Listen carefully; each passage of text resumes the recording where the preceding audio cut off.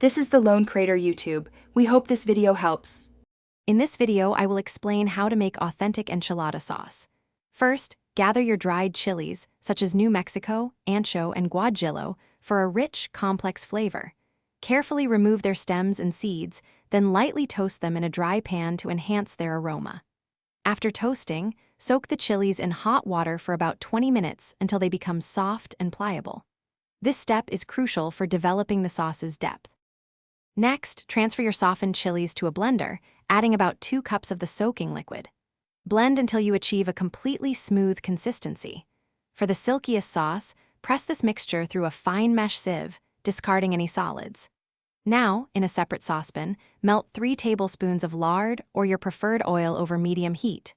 Whisk in 3 tablespoons of all-purpose flour, cooking it until it forms a light, golden brown roux.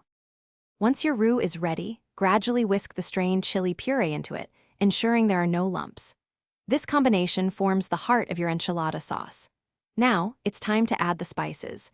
1 teaspoon of ground cumin, 1/2 teaspoon of dried oregano, 1 teaspoon of garlic powder, and 1/2 teaspoon of onion powder.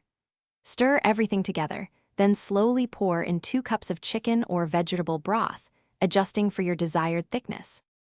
Allow your enchilada sauce to come to a gentle simmer, letting it cook for about 15 to 20 minutes. This simmering time allows the flavors to meld beautifully and the sauce to thicken slightly. Taste the sauce and season generously with salt, adjusting until it's perfectly balanced. Your authentic enchilada sauce is now ready to use. Ladle it over your favorite enchiladas or store any leftovers in an airtight container in the refrigerator for up to 5 days. Thanks for watching. Consider subscribing if we helped you.